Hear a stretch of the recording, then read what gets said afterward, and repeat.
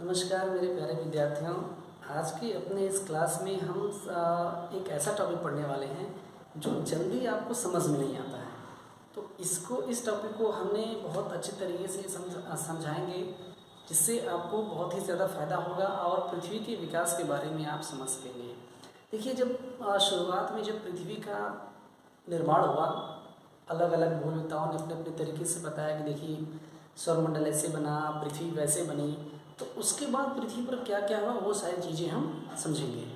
देखिए, हुआ यूँ कि सबसे पहले हमारी पृथ्वी बिल्कुल गर्म थी। गर्म होने के फलस्वरूप धीरे धीरे पृथ्वी हमारी जो है वो ठंडी हुई। पृथ्वी ठंडी होने का मतलब कि पृथ्वी की बाहरी परत जो हुई वो ठंडी हो गई। बाहरी परत के ठंडे होने से बहुत सारे जो जलवाष्प हैं, गैसें हैं, वो ऊपर निकले और ये गैसें जलवाष्प ऊपर जा करके इन्होंने क्या कर लिया, एक वायुमंडल का निर्माण कर लिया। उस वायुमंडल का निर्माण होने के फलस्वरूप तमाम प्रकार के जो अन्य क्रियाकलाप पृथ्वी पर हुई, जिससे बाद में चल करके पृथ्वी पर हिमयुग आ गया। अब पृथ्वी पर हिमयुग आने के फलस्वरूप क्या हुआ कि चारों तरफ बर्फबारी हुई। बर्फबारी के फलस्वरूप कुछ सालों, आप ऐसे मान सकते हैं कि कुछ लाख सालों के बाद जो है, या कुछ करोड़ सालों के बाद धीरे धीरे वो बर्फ़ पिघलना शुरू हुआ और जो भी पृथ्वी में गड्ढे थे, मतलब कि महासागर सागर, उसमें जा कर के उनका पानी भर गया। तो उसी पानी में सबसे पहले जो है कि चिपचिपी झिल्ली वाले ऐसे जीवों का निर्माण हुआ, जो बिल्कुल आप जैसे जिसको पकड़ेंगे, जैसे मेढक आप पकड़ लीजिए तो आपको उस तरीके से लगेगा कि क्या पकड़ लिया। तो ऐसे चिपचिपी झिल्ली वाले जीवों का विकास हुआ और फिर आगे चल करके धीरे धीरे जैसे जैसे प्रकृति में परिवर्तन हुए, पृथ्वी पर परिवर्तन हुए, वो चीज़ें आगे बढ़ती चली गई। देखिए, जियोलॉजिकल टाइम स्केल में जो हमने या भूवेताओं ने जो भूवैज्ञानिक समय सारणी बनाई है, उस समय सारणी के अनुसार हम ये मानते हैं कि देखिए इतने वर्ष पहले ऐसा हुआ होगा। जो भी विद्वानों ने हमें बताया है, उनके सिद्धांतों पर विचार करते हुए, उनको एक आधार मानते हुए हम क्या करते हैं कि एक जियोलॉजिकल टाइम स्केल बना लेते हैं कि देखिए इस वर्ष में इतने में ऐसा हुआ। बहुत सारे उसके नाम दिए गए और उनकी विशेषताओं को बताया गया। समय बचाने के लिए हमने लिख लिया है इसको, ताकि आपको समझाने में जो है आसानी रहे। सबसे पहले ये मानते हैं कि देखिए, अगर हमारे अपने प्यारे भारत की बात करेंगे तो हमारे देश में हम मानते हैं कि देखिए सृष्टि का निर्माण जो है ब्रह्मा ने किया है। तो ब्रह्मा ने बताया कि देखिए ऐसा है कि पृथ्वी 100 ब्रह्मवर्ष के बराबर इसका जीवन काल है। जो पृथ्वी की आयु है ब्रह्मा के अनुसार 100 ब्रह्मवर्ष है। ठीक है। अगर हम भारतीय दर्शन शास्त्र की बात करेंगे तो भारतीय दर्शन शास्त्र के अनुसार पृथ्वी की जो आयु मानी गई है वो 197.3 करोड़ वर्ष मानी गई है। 197.3 करोड़ वर्ष जो है मानी गई है। अगर हम क्रिश्चियन दर्शन की बात करेंगे या ईसाई धर्म की बात करेंगे तो ईसाई धर्म के अनुसार जो है 4004 BC है। ईसाई धर्म के अनुसार आप इसको लिख सकते हैं, ईसाई धर्म के अनुसार 4004 ईसा पूर्व यानी कि BC में 22 अक्टूबर के दिन पृथ्वी का निर्माण हुआ था। ऐसा माना जाता है कि 4004 BC मतलब आज से 4004 करोड़ वर्ष पहले, ठीक है, 4004 करोड़ नहीं, 4004 वर्ष पहले जो है 22 अक्टूबर के दिन पृथ्वी का निर्माण हुआ था।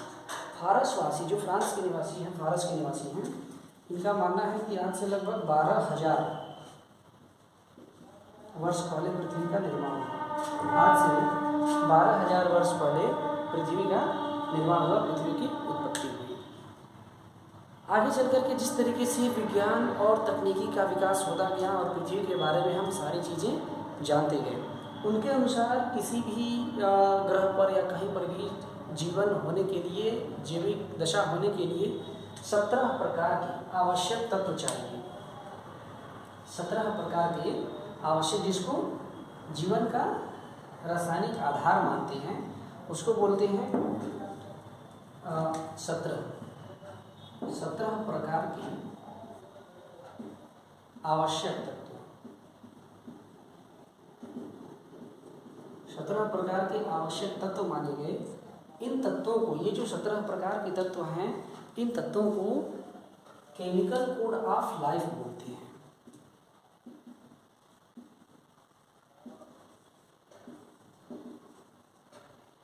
17 प्रकार के तत्वों को केमिकल कोड ऑफ लाइफ बोलते हैं। ठीक है, ये माना जाता है कि जीवन के लिए, जैविक दशा के लिए 17 तत्व आवश्यक होते हैं।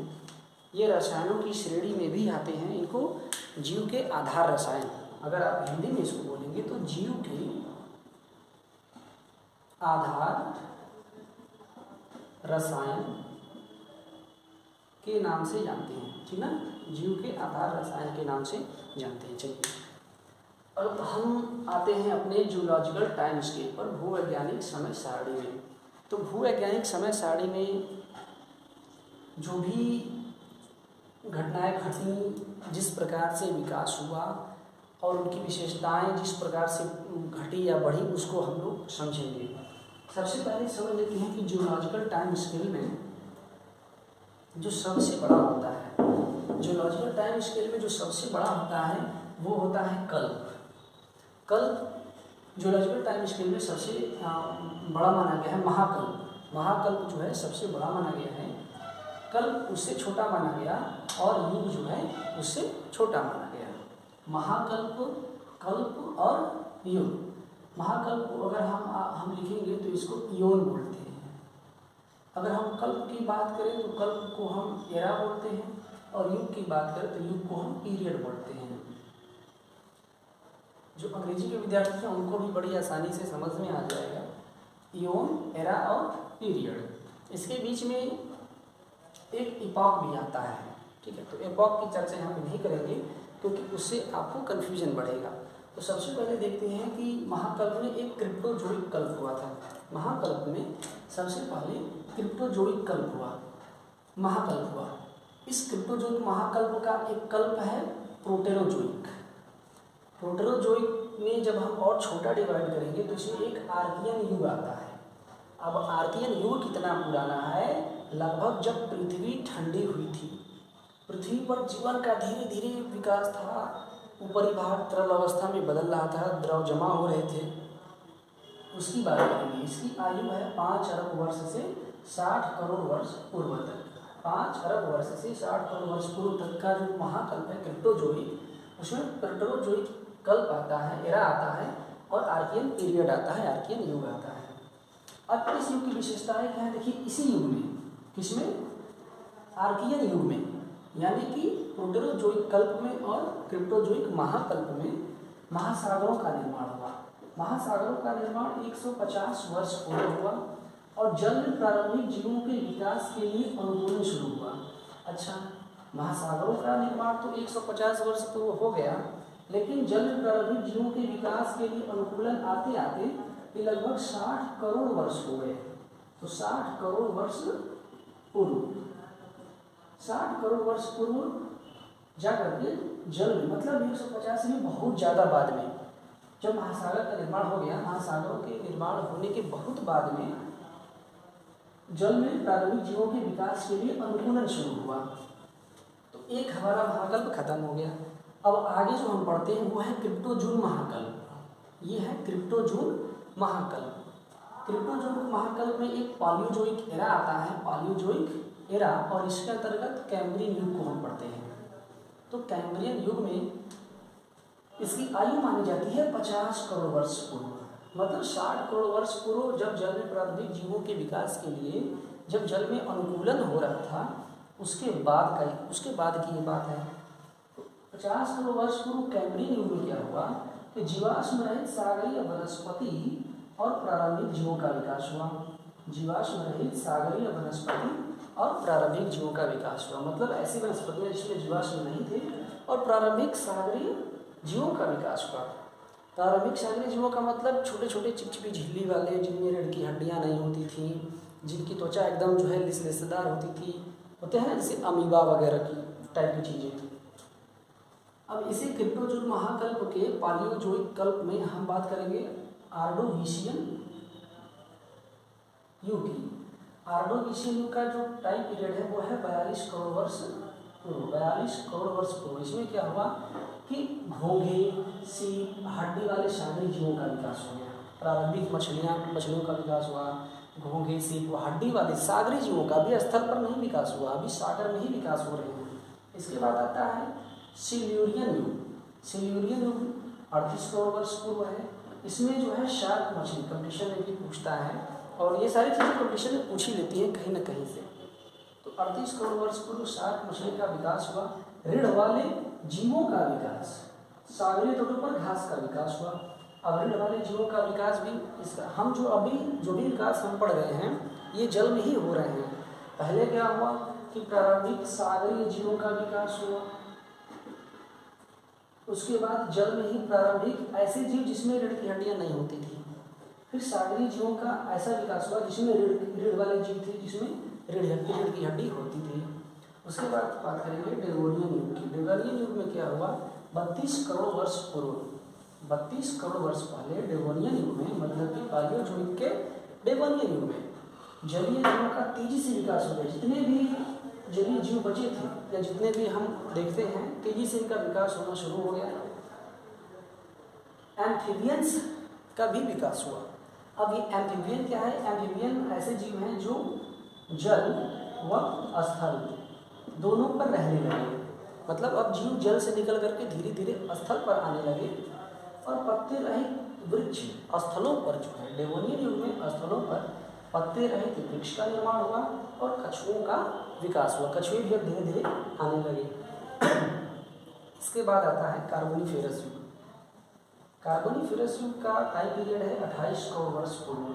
कार्बोनिफेरस युग में ही पैंजिया का उद्भव हुआ। जो भी हम महाद्वीपीय विज्ञान के महाद्वीपीय प्रवाह सिद्धांत में पैंजिया और पैंथालासा वगैरह सारी बातों का अध्ययन करते हैं, तो इस युग में महाद्वीप बिखर रहे थे।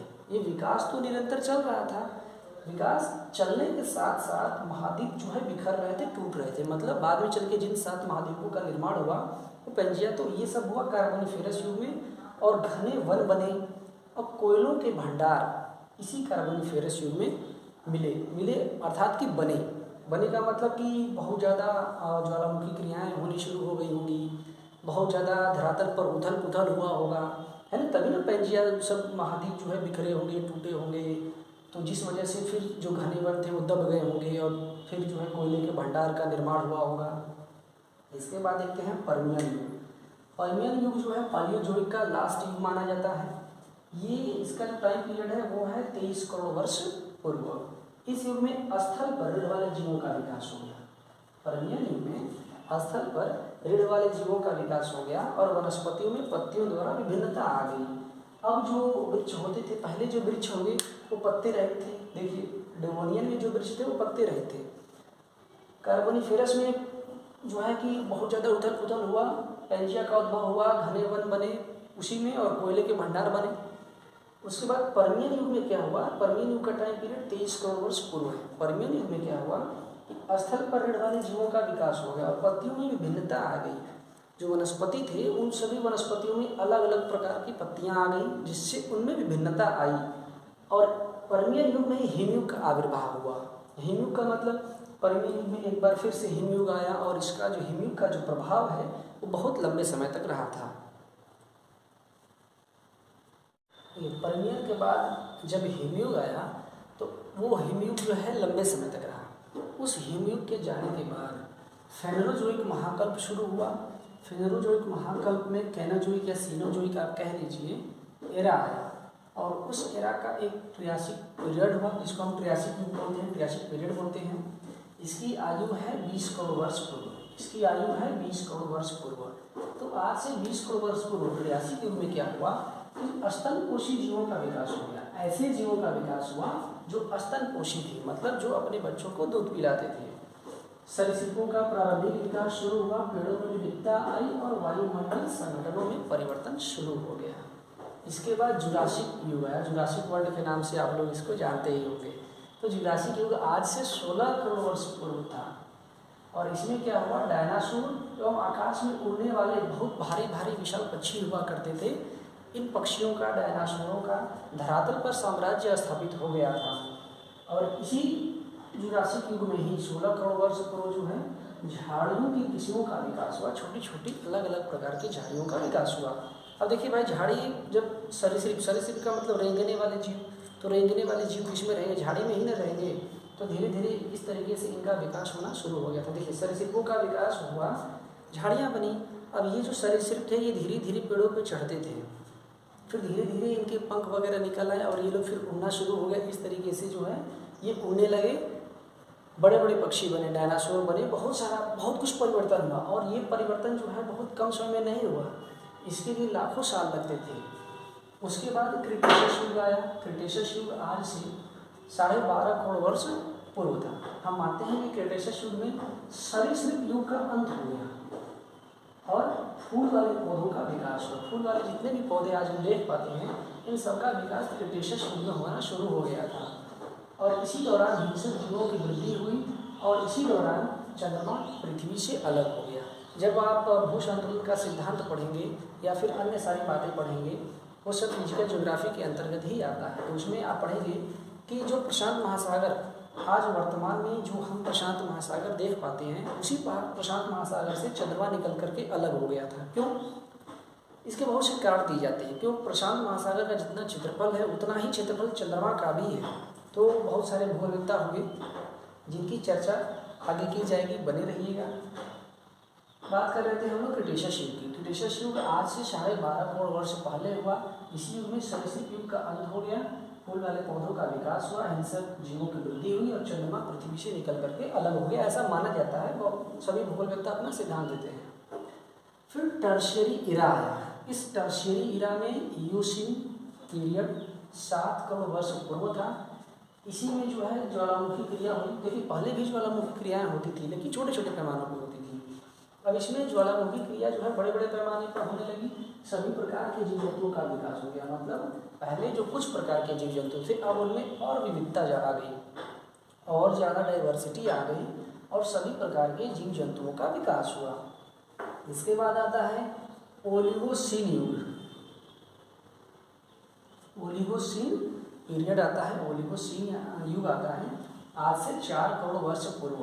और यह माना जाता है कि मानव के जो एंथ्रोपोड्स थे, मतलब मानव के जो पूर्व वंशज हैं, मानव के जो भी पूर्व वंशज रहे हों उनको एंथ्रोपोड्स बोला जाता था। तो एंथ्रोपोड्स का विकास हुआ, व्हेल मछली का विकास हुआ, तितलियों का विकास हुआ। मतलब समस्त प्रकार के रंग बिरंगे जैव संसार का अब विकास हो गया। जो हम वर्तमान में देख पाते हैं वो इसका विकास उस समय से होने लगा था। रंग बिरंगा जैव संसार आ गया, तितलियाँ विभिन्न प्रकार की आ गई, कई रंग के फूल आ गए।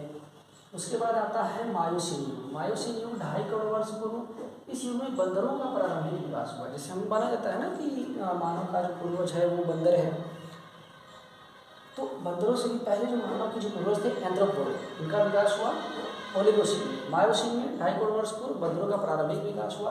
कीटाणु और रेंगने वाले जीव अब पूरी तरीके से विकसित हो गए थे। झाड़ियाँ विकसित हो गई थी, रेंगने वाले जीव कीटाणु पूरी तरीके से विकसित हो गए। इसके बाद आता है नियोजोइक। नियोजोइक एरा आता है, नियोजोइक कल्प आता है। और इस कल्प में भी 3 पीरियड है, 3 युग है। एक है प्लियोसीन। प्लियोसीन 1.1 करोड़ वर्ष पूर्व। इस युग में प्लियोसीन में मानव कहाँ रहता था? गुफा में रहता था। मानव का विकास हो चुका था और मानव जो है बंदरों के रूप में रहे, चाहे जिस भी रूप में रहा हो, गुफा में रहता था। उसका निवास स्थान गुफा में था। इसी युग में विशालकाय घोड़े हाथी का विकास हुआ और बहुत बड़े पैमाने पर जलवायु में परिवर्तन हो गया। जलवायु जो है अब वर्तमान में जो भी प्राणी हम देख पाते हैं उनके लिए अनुकूलित होना शुरू हो गई थी। उसके बाद प्लीस्टोसीन युग आता है 10 लाख वर्ष पूर्व। इसमें डॉल्फिन जैसे जीवों का विकास हुआ और सभी प्रकार के जीवों का व्यवस्थित संसार बन गया। आज वर्तमान में हम जितने प्रकार के जीव देखते हैं इन सभी जीवों का एक व्यवस्थित संसार बन गया था प्लीस्टोसीन में, आज से 10 लाख वर्ष पूर्व। फिर आया होलोसीन। होलोसीन को नव नूतन बोलते हैं। ये नूतन और ये नव नूतन, होलोसीन रिसेंट मतलब अभिनव, बिल्कुल नया युग, आज से केवल 10,000 वर्ष पूर्व। इसमें जो है मानव सभ्यता का विशिष्ट तरीके से अनुकूलन हुआ, अभ्युदय हुआ, जलवायु समस्त जीवन के लिए अनुकूल हो गई। मतलब सभी प्रकार के जो भी जीव रहे हों इन सभी जीवों के लिए जलवायु जो है पूरी तरीके से अनुकूलन हो गई। सभी जीव इसमें निवास करने लगे। तो इस तरीके से जियोलॉजिकल टाइम स्केल पर, भूवैज्ञानिक समय सारणी पर सारी बातें हम लोग बिल्कुल समय के साथ, एज के साथ देख ली, उनकी विशेषताओं के साथ देख ली और हमने युग भी बता दी। उम्मीद करते हैं कि ये वीडियो आपको पसंद आया होगा। अगर पसंद आया हो तो लाइक करिए, सब्सक्राइब करिए चैनल को और अपने दोस्तों, मित्रों और साथियों में भी शेयर करिए। धन्यवाद।